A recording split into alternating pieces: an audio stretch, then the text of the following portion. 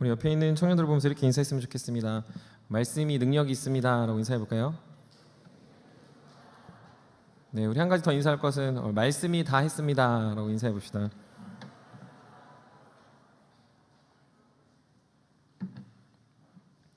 네, 우리 마지막 또 우리 올 한 해 마지막 예배를 우리 청년부 예배로 같이 드릴 수 있음에 감사하고, 또 여러분들 삶에 말씀이 늘 이끌었던 삶이었음을 고백할 수 있어서 더 감사합니다. 우리 한 번 더 인사합시다. 말씀을 더욱 사랑하십시다. 우리 기도 나누겠습니다.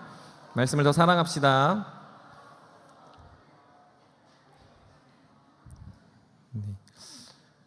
동상이몽이라는 사자성어를 잘 아실 겁니다.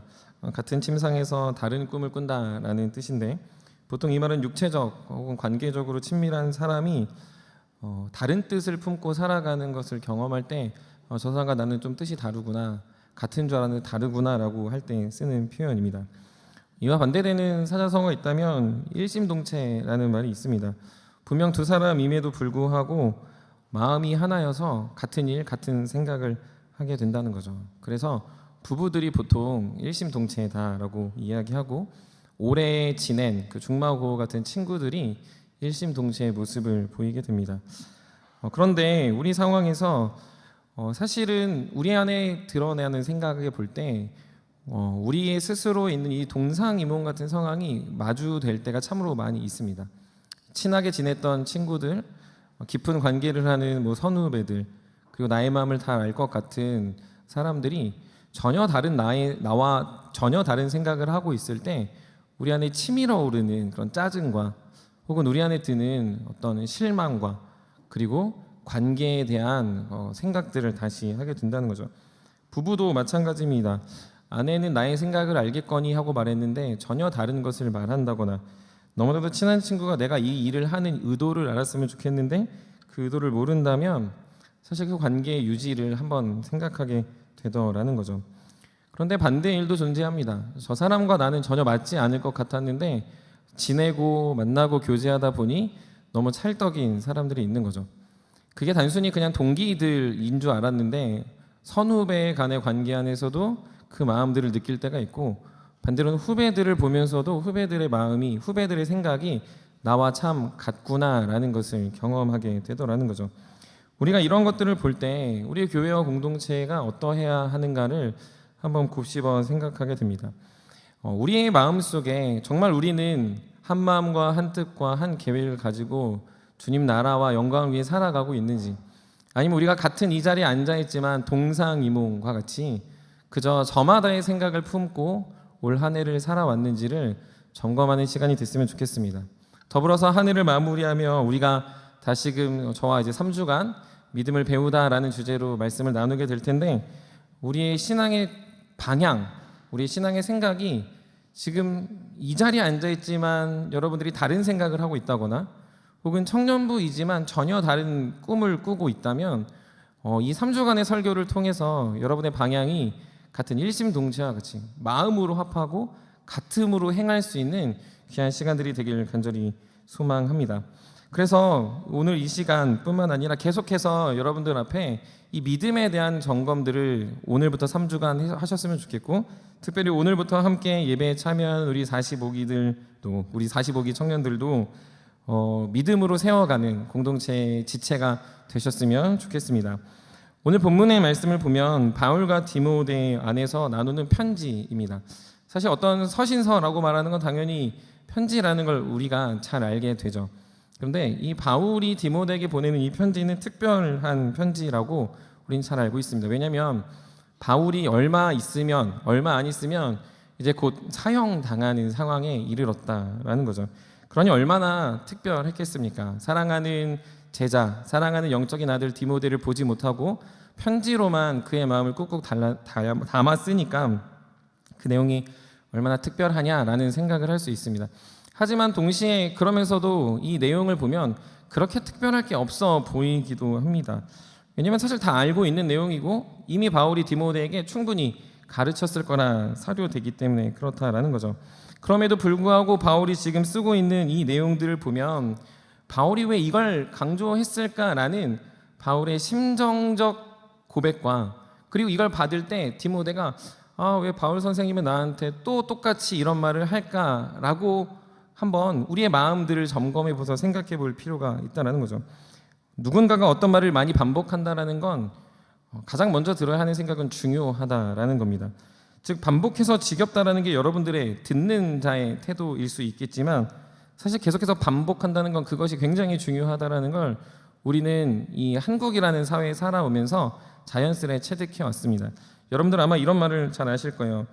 수능을 준비하고 특별히 45기들 이제 얼마 전에 수능을 다 봤는데 수학을 몇 번 돌렸냐, 영어책 몇 번 봤냐, 그거 뭐 몇 번 했냐. 그래서 우리가 뭐 선행 학습이라고 이야기하죠. 뭐 중학생 때 고등학교 하고 뭐 고1 때 고3 거를 몇 번 돌렸는지에 따라서 뭐 성적이 달라진다. 여러분 왜 몇 번 반복합니까? 그만큼 중요하고 빨리 익숙해져야 한다라는 거죠. 바울이 지금 디모데에게 반복하고 있는 건 그만큼 중요한 내용일 뿐더러 바울이 마지막으로 디모데에게 전할 때 정말로 디모데가 꼭 기억하고 꼭 마음에 새겨야 하는 것이 지금 오늘 우리가 읽고 있는 내용의 하나이기 때문에 그렇다라는 거죠.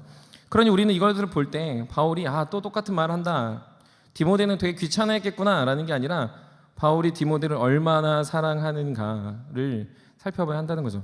디모데에서는 그래서 구구절절 뻔한 얘기를 하지만 구구절절 바울이 디모데를 얼마나 사랑하는가를 느낄 수 있고, 그 중에서도 저는 이 오늘 본문 디모데서 3장 15절부터 17절이 그 핵심이라 생각합니다.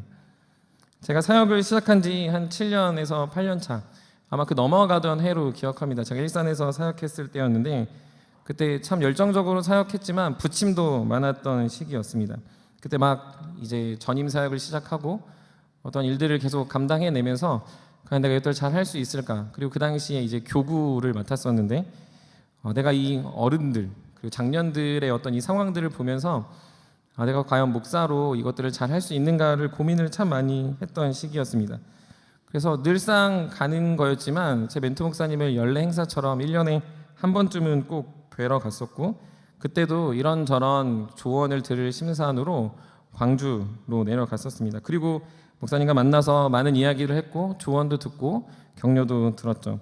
그러면서 하나하나 이제 마음에 새겼어요. 사역은 이렇게 하는 거구나. 그치, 전임 사역, 그 작년 사역은 이렇게 해야 되구나. 이런 것들을 막 이렇게 듣던 중에 아직도 잊혀지지 않는 목사님의 한 멘트가 있었습니다. 그게 뭐냐면, 영보야, 근데 그래도 혹시 좀 편한 길이 있으면 그걸 선택해라. 목사님이 이렇게 살아보니까 그렇게 해도 괜찮겠더라 라고 이야기를 하시는 거예요. 그러면서 옆에 있던 사모님이 맞장구 치면서, 맞아요 목사님, 우리 남편은 너무 무식해서 이렇게 살았고 목사님은 조금 더 편하게, 조금 더 좋게, 혹시 좀 더 괜찮은 것이 있다면 그런 것들을 선택하고 살아도 좋겠습니다 라고 이야기하시는 거죠. 저는 그 말을 들으면서 영부야 대충 살아라 이 말이 아니라 본인이 얼마나 좁고 좁디 길은 갔는지에 대한 고백으로 들렸고, 또 그 안에서 저를 사랑하시는 마음으로 받게 됐습니다.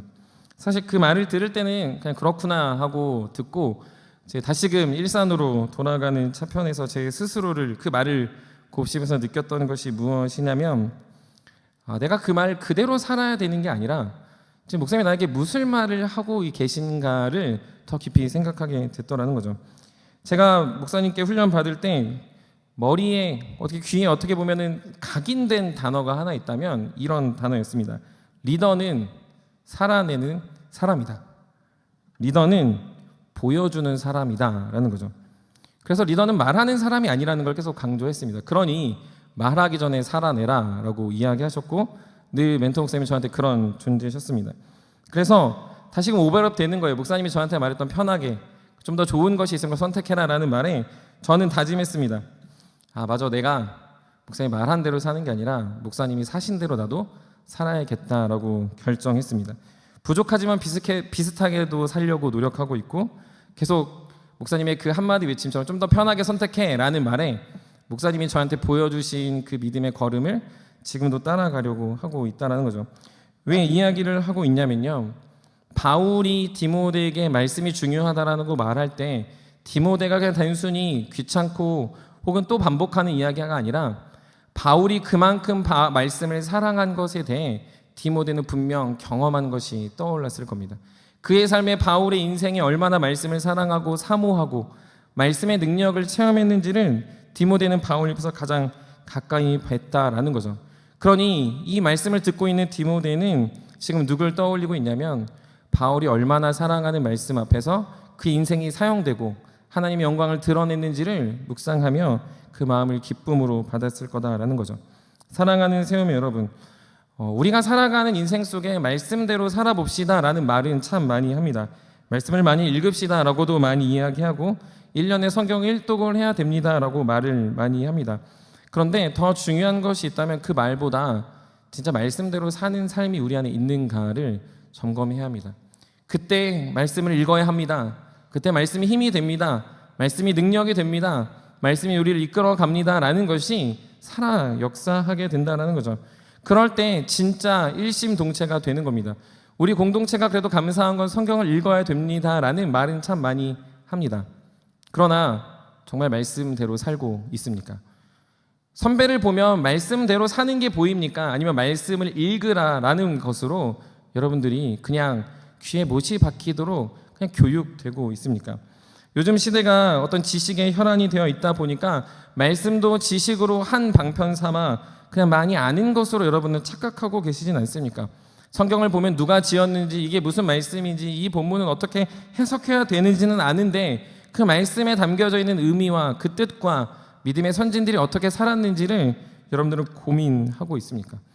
제가 정말로 사역을 하고 청년들을 대하고 말씀을 읽으면서 느끼는 건 뭐냐면 말씀대로 살아가는 사람에게 나타나는 한 가지가 있다면 그건 울림입니다. 삶에 울림이 있더라는 거죠. 우리 삶에서 말씀대로 살아내면 그것이 울림이 있어서 이렇게 전달되는 거를 저는 이렇게 체험하게 될 때 참 말씀이 능력이 있음을 알게 됩니다. 그러나 정말로 많은 사람들이 말씀은 잘 읽지 않으면서 그치 교회 가면 말씀 읽어야지, 그래 리더하면 말씀 봐야지, 말씀 뭐 읽었냐, 어디 읽었냐, 지금 어디 큐티하냐 라는 말만 난무하다면 우리는 지금 그저 반복하는 것에 지나지 않아, 마음을 전하지 않고 그냥 어떤 워딩만을 반복하여 우리가 걸어놓은 슬로건을 외치는 것에 지나지 않는 아주 천박한 수준에 이를 수 있다는 거죠.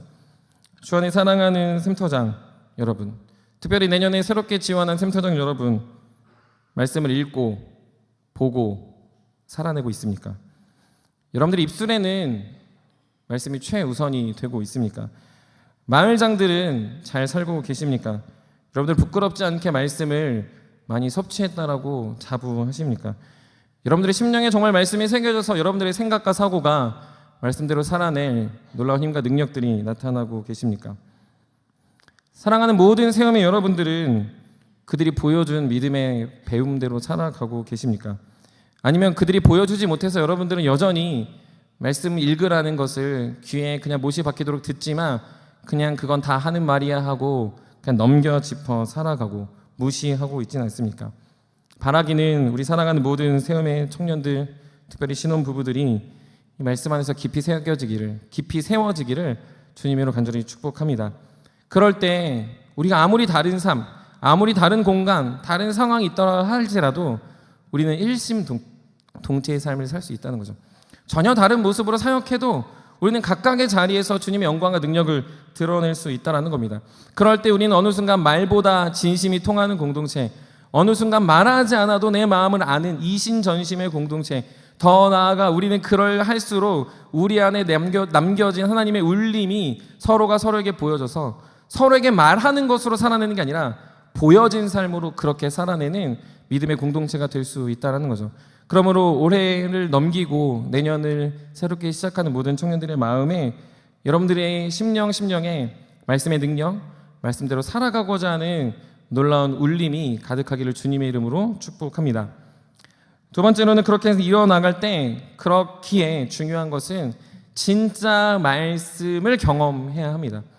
말씀대로 살아가는 것은 우리가 늘 원하는 거지만 말씀대로 살아가는 이 지속성은, 그러니 우리가 이 예배 시간, 여러분들의 평일의 시간, 여러분들의 경건의 시간, 여러분들의 골방의 시간에서 실제로 경험해야 한다는 거죠. 다른 말로 실제로 여러분들이 먹고 마시고 소화시켜서 여러분들 안에 이게 에너지원이 되어야 한다는 거예요. 여러분들 안에 말씀이 교훈이 되어야 합니다. 말씀이 책망이 되어야 하고요, 바르게 함의 통로가 되어야 합니다. 의로 교육하는 것에 유익하다라는 걸 늘 느껴야 한다는 거죠. 시편 34편 8절에 보면 이렇게 기록되어져 있습니다. 너희는 여호와의 선하심을 맛보아 알지어다. 여러분들 선하심을 맛보아 알라고 말하는 걸 잘 들어보시면 그분의 선하심은 그냥 이렇게 기억하는 게 아니고요, 맛을 봐야 한다는 거죠. 마치 수박이 있으면 수박을 겉만 하는 게 아니라 수박을 잘라서 수박을 먹을 때 수박의 맛을 안다고 말하는 것처럼 말씀을 그냥 듣고 지식으로 넘기는 게 아니라 말씀이 여러분들의 삶 속에 교훈과 책망과 바르게 한과 의로 교육하다라는 걸 알아야 말씀을 지속적으로 볼 수 있다는 거죠. 이게 전혀 없는데 계속 본다? 죄송하지만 그건 거짓말이라는 거예요. 그게 없는데 내가 말씀을 계속 보고 싶다? 역시 그것도 거짓말이라는 겁니다. 더 나아가서 요한일서 1장 1절에 보면 이렇게 기록되어져 있습니다. 태초부터 있는 생명의 말씀에 관하여는, 태초부터 있는 생명의 말씀에 관하여는, 잘 들어보십시오, 우리가 들은 바요, 눈으로 본 바요, 자세히 보고 우리의 손으로 만진 바라라고 이야기합니다. 전부 다 감각적인 거예요. 보고 듣고 만졌다라는 거죠. 말씀에서 이야기하는 건 관념과 지식이 아닙니다. 절대로 관념과 지식이 아니라는 거죠. 그냥 그렇다더라 카더라가 아니고, 그냥 여러분들이 그냥 여태까지 교회를 다녔으니까 다윗 정도, 요셉 정도, 그냥 성경의 홍해 갈라진 정도가 아니라 여러분들의 인생의 홍해가 갈라지는 걸 경험해야 된다는 거죠. 여러분들이 인생에 예수 그리스도의 십자가가 내 앞에 우뚝 서 있는 걸 경험해야 한다라는 겁니다. 그래야 맛본 거고, 그래야 만진 거고, 그래야 여러분들의 삶에 울림이 모여 공명이 되고, 그것이 아름다운 소리로 전해질 수 있다는 거죠. 사역하면서 누군가가 목사님의 가장 기쁜 일이 무엇입니까? 라고 물을 때가 있습니다. 저에게 기쁨이 되는 거, 여러분 뭐라고 생각하십니까? 이거 저 뻥이 아니고요, 청년들이 말씀을 경험한 걸 이야기해 줄 때 그렇게 기쁨이 됩니다. 목사님 말씀대로 살았는데요, 이게 되더라고요 라는 거죠. 직장에서 학교에서 어렵고 힘든 일이 있었는데 말씀을 붙잡고 살았던 어떠한 자매의 삶에 하나님의 은혜와 평강으로 그곳에서 평안을 경험하는 삶을 들을 때 주님의 말씀을 경험하는 걸 깨닫고 함께 울고 기뻐할 수 있습니다. 어떠한 상황과 환경에 좌절하고 낭망하지만 그럼에도 자신의 삶에 놓치지 않은 하나님의 기준 안에서 계속 하나님을 사랑하는 사람으로 그 자리에 있다는 그 말씀의 경험이 목사님 저에게 울림이 되더라는 거죠. 우리가 계속해서 19년도부터 암송을 해오고 있습니다. 그때는 모두가 불가능하다고 했고 이게 과연 가능한가라고 이야기하며 다 등한시하던 때였습니다. 그런데 올해 한 중순쯤에 수련회가 끝나고였던 것으로 기억하는데 40기 청년들이 저희 집에 놀러 온 적이 있어요. 그때 한 자매가 저희 집에 와서 이렇게 이야기했습니다. 목사님 진짜 뻥이 아닌데 암송이 재밌습니다 라고 이야기했습니다. 그리고 그 자매가 이렇게 이야기하더라고요. 제 쉬는 시간에는 암송을 하면서 거기서 말씀의 유익, 암송의 유익을 경험하고 있다는 거죠. 그때 앞에서 말은 하진 않았지만 제 안에 큰 위로와 격려가 됐습니다. 18세기 신학자인 조나단 에드워즈도 그래서 우리의 신앙, 신자의 신앙을 점검하며 가장 중요한 것이 무엇인가 묻기 위하여 날마다 점검하라고 합니다. 그 점검은 사실 점검표가 있습니다. 근데 그 점검표에 뭐냐면 오늘도 말씀을 경험하셨습니까? 입니다. 오늘도 말씀을 경험하셨습니까? 라는 것에 우리가 경험해야 된다는 거죠. 여러분 말씀을 경험한다는 건 우리가 단순히 큐티에서 누군가한테 착한 일하고 내가 말씀에 대해서 어떤 이렇게 실천을 하고 뭐 좋은 것들을 사주는 게 경험하는 게 아니라 하나님의 영광이 경험되는 거예요. 내가 하나님의 자녀라는 게 세상에서 찌들어 있는 나의 삶에 빛이 되어 소망이 된다는 거죠.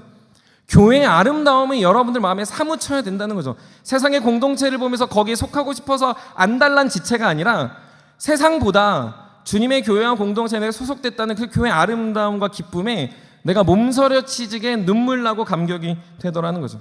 세상은 아무도 나를 거들떠보지 않지만 연약한 우리가 모여 성도의 교제의 풍성함을 누릴 때 주님으로 모인 우리의 공동체의 아름다움이 내 안에 새겨질 수 있을구나라는 것을 말씀을 통해 알게 된다는 거죠.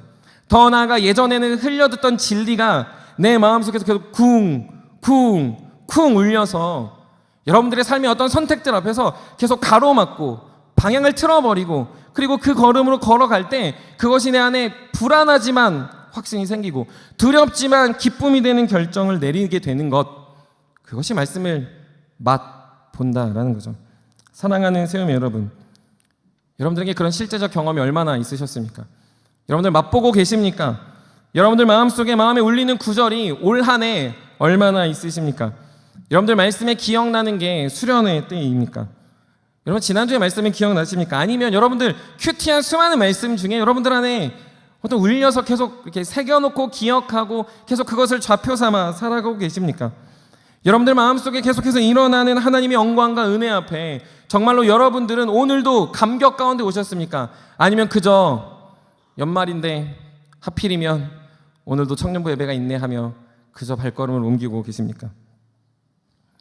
지난주 성탄절 한 형제가 저한테 편지와 이렇게 선물을 전해주면서 그 편지를 이렇게 썼습니다. 그래서 이제 저는 이제 편지를 되게 좋아하는 것 같아요. 편지를 이렇게 보는데 그 형제가 이제 자신의 인생, 자신의 삶을 이렇게 올해를 반추하면서 제가 이런 일을 썼습니다라고 쓰고 자신이 되게 힘들었다고 이야기합니다. 그러면서 이런 말을 쓴 거예요. 뭐냐면 결국 말씀 안에서 다시 살아가게 됐습니다라는 말을 쓴 겁니다. 그러면서 제 안에 든 마음은 뭐냐면요. 우리가 올 한 해 그 형제를 제가 많이 만나지 못했습니다. 뭐 제가 금강교회 오고 그 형제를 많이 만났었지만 올해 많이 만나지 못했고 뭐 본인도 바쁘고 저도 바쁘고 해서 서로 그냥 각자 위치에서 잘 살겠거니 하고 있었는데 그 편지 한 줄로 제 안에 어떤 이 부담감이 확 사라지는 거예요. 뭐냐면 일심동체를 느꼈기 때문이에요. 우리 같은 뜻이었구나. 각자의 자리에서 살아냈구나. 이 형제가 하나님 말씀 앞에서 오늘도 성장하고 있구나라는 그 마음이 안도가 되고 미안함이 사라지고 우리가 계속 동역하는구나라는 것을 깨닫게 되었습니다. 많은 사람들이 드라마를 보며 울컥하고 책을 보며 도전받고 유명인들의 강연을 보며 우리가 어떻게 살아야 될지 좌표를 정합니다. 그러면 말씀은 여러분한테 무슨 능력이 됩니까? 2000년 전 그냥 아무 사람 죽어가는 바울의 말에 너무나도 얼토당토하는 이야기로 듣고 계신 건 아닙니까? 그냥 이 말씀 지켰더니 모두 다 그냥 고통스럽게 살았다라는 것으로 받아들이고 있지는 않습니까? 많은 청년들이 유튜브와 어떤 세상의 강연자들과 세상의 위대한 사람들, 저보다 훨씬 더 아니 저는 사실 위대하지도 않죠. 유명하지도 않죠. 여러분들 안에서 더 유명하고 더 가치 있고 어떤 인플루언서나 어떤 사람들이 세상에 멋스러운 사람들의 말에는 너무 쉽게 반응하고 울리는데 너무나도 담백한 하나님의 말씀 앞에서는 우리는 귓등으로도 듣지 않는 태도를 보이면 우리 마음에 하나님의 말씀을 읽어라, 말씀대로 살아야 된다, 우리 하나님의 자녀다라고 말하는 건 얼마나 파렴치하고 얼마나 천박한 신앙이냐는 겁니다. 더 나아가서 우리 안에 교제와 우리의 삶 속에 말씀의 울림과 경험도 없음에도 불구하고 하나님의 사람들이 이렇게 해야 됩니다라는 어떤 이 허울로 우리도 교제를 해나간다면 사실 여러분들 그거는 얼마 가지 않아 다 드러나게 된다는 거죠. 여러분들의 신앙의 생활이 언제까지 이렇게 지속될 거라고 착각하셔서는 안 됩니다. 청년의 시절이기 때문에 이 정도 하는 거지, 여러분들이 나이가 들고 장년이 되고 집사가 되고 권사가 되고 여러분들이 인생이 계속해서 들어갈수록 더 탁월한 삶을 살아가려면 더 부지런히 더 열심히 말씀을 경험하지 않으면 여러분들의 마음을 빼앗을 수많은 가치와 진리들은 세상에 차고 넘쳤다는 거죠. 여러분, 제가 이게 뻥치는 게 아니라는 거예요. 제가 목사여서 청년부 그냥 열심히 해보자라고 말하는 게 아니라 정말로 제 나이쯤 되니까 얼마 남지 않는 거라는 거죠.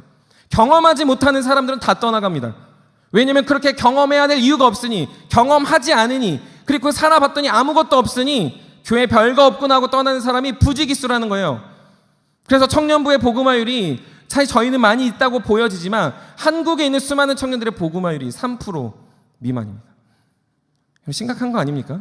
왜 그럴까요? 그렇게 되는 건 세상의 인플루언서보다 하나님의 살아있는 말씀이 아무짝에 쓸모없게 여겨지는 우리의 태도, 경험하지 못한 우리의 천박함 때문이라는 거죠. 그러면 여러분들의 마음에 진리의 검을 늘 품고 살아야 합니다. 여러분들의 심령에 하나님의 말씀이 늘 뿌리 내릴 수 있도록 여러분들을 늘 기경하고 여러분들의 묵은 땅을 늘 뒤엎고 여러분들의 파렴치한 마음과 더러운 마음들을 제거하여 여러분들이 정직한 영으로 새로워지도록 주님께 간구할 수 있길 간절히 바랍니다. 또 오늘 올라와 있는 45기 청년들에게도 당부하고 싶은 게 있습니다. 여러분들에게 짜릿한 경험은 세계 여행이 아닙니다. 여러분들에게 짜릿한 경험은 연애도 아닙니다. 여러분들에게 짜릿한 경험은 돈을 벌어서 알바하는 게 아닙니다. 여러분들이 인생에 반드시 경험해야 될 거, 모르겠어요. 오늘 나오고 목사님 설교 길어서 안 나올 수도 있을 것 같다는 불안감이 지금 원습하고 있는데, 여러분들 마음에 짜릿한 경험은 말씀을 경험하는 겁니다. 20대 때 말씀을 경험하는 청년들이 세상에 하나님에 쓰이는 백성들이 되지, 여러분들 인생을 여러분들 마음대로, 그런 경우도 있었습니다. 딱 송구영 집에 딱 끝나자마자 난 성인이다, 주민등록증 딱 꺼내가지고 술집 가서 술 먹고 짜릿할 수 있어요. 이럴 수 있습니다, 여러분들. 그런 게 여러분들의 인생의 짜릿함이 되고 도전이 되면 안 된다는 거예요. 여러분들의 마음에 하나님의 말씀을 경험하고 싶은 이 열망이 일어나는 거룩한 20대들이 되게 간절히 축복합니다. 더 나아가 우리 사랑하는 신혼부부들도 마찬가지입니다. 요즘 즐거우시죠? 행복하시죠? 여기 미국에서 오신 부분도 행복하신 것 같고, 네, 여기 앞에 계신 부부도 행복한 것 같고, 예, 부부들을 보면 다 행복해 보입니다. 뭐 안 보이는 부분에서는 불행할 수도 있다고 저는 생각합니다. 하지만 그 부부의 행복에 가장 중요한 건 부부로서 말씀을 얼마나 경험하고 있습니까? 부부로서 말씀의 유익을 얼마나 누리고 계십니까? 혼자 누리는 거 말고요. 부부로서 그 가정의 중심되는 말씀 무엇입니까? 부부만 얘기하기가 좀 서운하죠. 연애하시는 분들, 여러분들에게 그 기쁨이 되는 건 상대방의 얼굴입니까? 상대방의 돈입니까? 어떤 상대방이 어떤 매력적입니까? 아니면 상대방의 중심에 있는 말씀의 진한 울림과 향기입니까? 여러분 이걸 경험하지 않으면요, 연애는 두말할 것도 없이 헤어지는 거죠. 별로 매력을 못 느껴요. 어떤 연애하는 기쁨의 감격은 아주 잠깐이라는 거죠. 지나면 그냥 다 고만고만하고, 보통 형제들이 착각하죠. 난 더 좋은 사람 만날 수 있을 것 같은데. 제가 그랬다는 게 아니라 형제들이 대부분 그러더라 라는 이제 통계치를 얘기하는 겁니다. 부부들도 결혼했는데 어떻게 헤어지겠어 하고 사는 경우들도 있더라 라는 거죠. 왜 거기서 그런 출발점이 생깁니까? 말씀을 경험하지 않고 그냥 인간적인 관계로 유지하니까 부부관계든 연애관계든 그저 지루해지고 재미없고 그냥 자신의 쾌락과 유흥을 따라서 세상의 기준대로 살아가는 일이 많이 나타나더라는 겁니다. 사랑하는 새 모든 청년들, 더불어서 45기 그리고 우리 신혼부부들, 말씀을 깊이 경험하는 복된 삶이 넘쳐나길 간절히 축복합니다. 여러분들의 전 인생이 말씀을 경험하는 하나하나가 되길 축복합니다. 여러분들이 만나는 관계, 여러분들이 하는 공부, 여러분들이 하는 직장, 여러분들이 하는 알바, 여러분들이 무언가를 추구하며 나아가는 그 비전들이 말씀을 경험하는 통로가 되길 소망합니다. 그래서 내 안에 빼놓을 수 없는 하나님의 경험들이 외쳐지고 알려지고 울려져서 우리 안에 그것들 안에 감격으로 주님 앞에 붙잡혀 있는 복된 인생들 되시기를 간절히 축복합니다. 마지막으로 바울이 이런 얘기를 한 거를 제가 늘 곱씹으면서 이 본문을 다시 보면서 한 가지 생각을 했습니다. 그러면서 한 가지 든 생각은 뭐냐면요, 게토화라는 단어입니다. 게토화라는 단어 혹시 아세요? 유대 민족주의자들에 반하여 많은 사람들이 사회적으로 어떤 민족 공동체를 이루어 그들과 합하지 않는 것을 이제 게토화됐다라고 이야기합니다. 조금 더 쉽게 설명하면 흥선대원군이 쇄국 정책을 펼친 게 게토화의 어떤 한 모형입니다. 그러니까 더 쉽게 얘기하면 우리는 우리끼리 행복해, 그러니 다른 것들은 다 배척할 거야 라는 겁니다.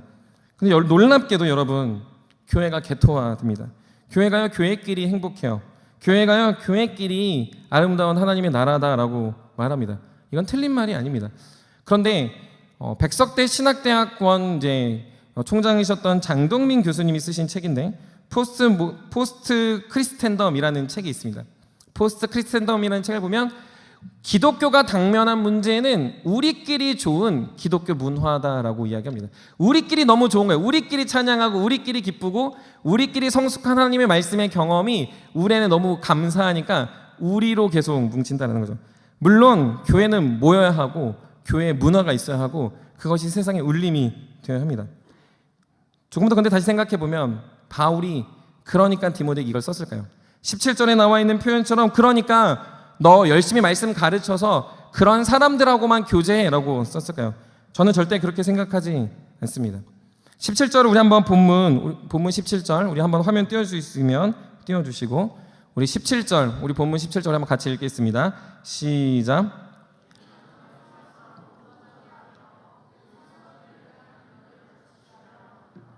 아멘. 이 본문은요 사실 여기에 더 큰 핵심이 있다고 생각합니다. 바울이 디모데에게 말할 때 누구와 교제할지를 알려주고 있는 겁니다. 누구와 교제해야 될까요? 하나님의 말씀으로 변화될 사람과 교제하라는 말이죠. 변화된 사람끼리 모여서 그래 교회 잘 지켜라가 아니라 디모데야 너가 이제 앞으로 이 험한 세상에서 목회를 하고 살아갈 텐데 너가 정말 관심 가져야 될 사람은 하나님의 말씀이 능력이 있으니까 그 능력으로 세상에 나가 세상의 사람들을 바꾸고 바꾼 그 사람들과 교제하라라는 이야기입니다. 많은 사람들이 교회 안에 있지만 정말로 우리 안에 나타나는 문제는 뭐냐면요, 교회가 개토화되어 복음을 우리 안에서만 가르칠 때가 있습니다. 더 나아가서 세상으로 나아가서 살라고 세상 속에 개토화 시켜버리기도 합니다. 그래서 교회 모이는 거 별로 중요하지 않아, 교회에서 시간 뺏길 필요 없어, 그래서 교회는 다니는 걸로 족하니까 세상에 나가서 열심히 성공하고 가정 이루고 돈 벌어서 나중에 돌아와서 헌신하면 돼 라고 말하는 역발상의 개토화도 이루어진다는 거죠. 그러나 바울이 말하는 건 무엇입니까? 바울이 말하는 더 핵심적인 복음은 우리 안에서 말씀을 신뢰하며 아직 말씀의 유익을 누리지 못하는 사람에게 나아가 그들과 말씀으로 교제하는 관계가 되라고 알려주고 있다는 거예요. 그러므로 우리는 누구와 교제해야 됩니까? 우린 누구하고 교제하며 누구하고 사귀어야 됩니까? 그것은 여전히 복음 안에 있지만 복음을 알지 못하는 교회 안의 수많은 청년들, 더 나아가 내 주변에 학교에 직장에 여러분들에게 수없이 만나는 사람들에게 그들을 향하여 하나님의 복음이 능력이 있고 말씀이 능력이 있음을 알아 그들에게 말씀으로 변화시키는 사람이 되어야 한다는 거죠. 우리가 착각하는 게 있습니다. 세상 나라가 있고요, 하나님 나라가 있다고 생각해요. 세상은 악하고 하나님 나라는 선하다 생각합니다. 그래서 그걸 교회로 집중시킵니다. 여러분, 이건 틀린 생각이에요. 왜 그렇습니까? 세상은 하나님이 만든 아름다운 세상밖에 없기 때문에 그래요. 세상은 사단이 지배하는 세상이 있고 하나님이 지배하는 세상이 있지 않습니다. 세상은 하나님이 온전히 통치하시는 세상이에요. 다만 그곳에서 누군가는 하나님을 신뢰하고 다만 그곳에도 누군가는 하나님을 신뢰하지 않는다는 거죠. 다른 말로 하면요, 누군가는 하나님의 백성으로 살지만 누군가는 하나님의 백성임을 알지 못하고 살아가는 그 단 하나의 세상이 존재한다는 거예요. 그래서 우리가 살아야 되는 삶의 방향은 무엇입니까? 그 아름다운 세상, 아름다운 하나님의 영광, 아름다운 하나님의 기쁨이 이미 선포됐는데 그걸 알지 못하는 수많은 사람들을 향하여 나아가 무엇으로 교제합니까? 말씀으로 교제하는 겁니다. 술로 하는 거 아니라는 거죠. 여러분들의 능력으로 하는 건 더더욱 아니라는 겁니다. 여러분들의 매력을 뿜뿜해가지고 여러분들이 굉장히 인플루언서가 되면 그때 교제하라는 게 아니에요. 우리에게 주어진 이 말씀은 하나님의 나라라는 이 아름다운 세상 속에 여러분들이 말씀만 들고 가면 답답해 보이고 지루해 보이고 진보해 보이고 그걸로 아무 일 나타날 것 같지 않아 보인다 하더라도 오늘 본문에서 말하는 것처럼 그 말씀이 능력이 있어 사람을 온전하게 하고 그 사람과 교제할 수 있는 유일한 통로가 되더라는 거죠.